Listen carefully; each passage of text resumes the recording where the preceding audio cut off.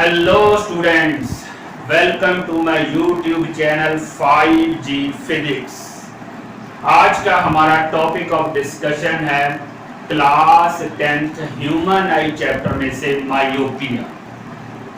What myopia is, what are reasons of myopia, how we can correct myopia, यही बेटा आज की class में हम ब्रीफ डिस्कशन करेंगे। तो आइए बेटा स्टार्ट करते हैं मायोपिया से।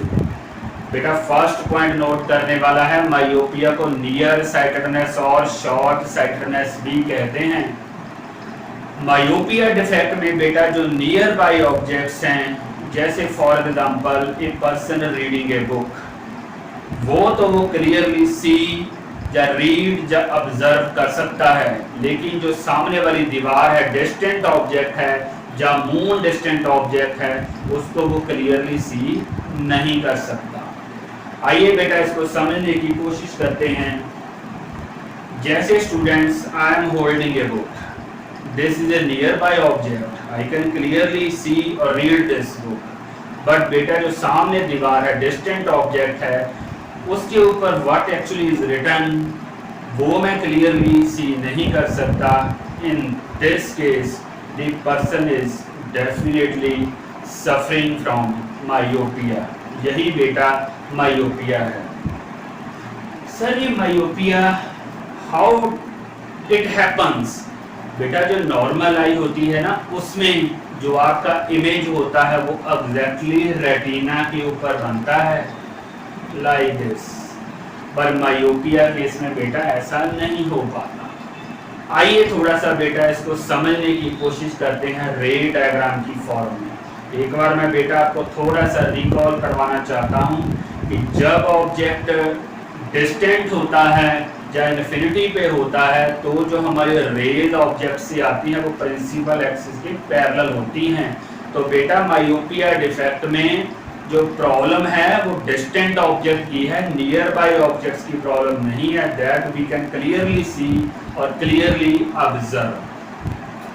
सो बेटा ये जो मैंने डायग्राम बनाया हुआ है, ये डायग्राम बेसिकली मायोपी का ही है। यहाँ हमारा ऑब्जेक्ट डिस्टेंट है या इन्फिनिटी पे है, तो हमारी जो ये रेज हैं ये बेटा प्रिंसिपल एक्सिस के पैरेलल होगी। ये फर्स्ट पॉइंट नोट करने वाला है। ये हमारा बेटा ह्यूमन आई का कन्वेक्स लेंस है।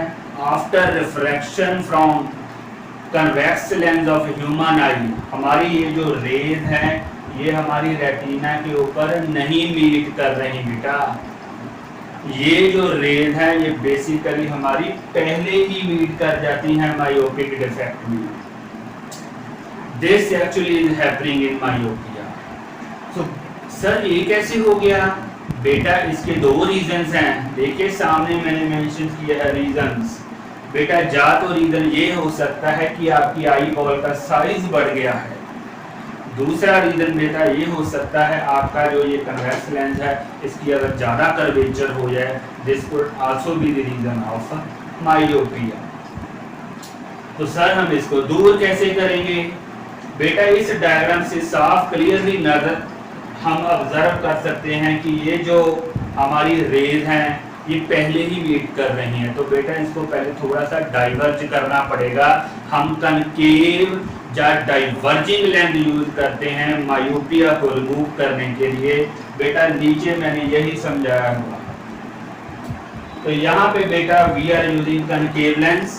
तो क्या करेगा कनकेव लेंस सर? बेटा देखिए ये जो हमारी रेज आ रही हैं डिस्टेंट ऑब्जेक्ट से, ये थोड़ा सा इनको पहले डाइवर्ज करेगा। डाइवर्ज करने के बाद जब रेज हमारी कन्वेक्स लेंस पे पहुंचेगी तो बेटा उसके बाद ये एग्जैक्टली रेटिना के ऊपर मीट करेंगी।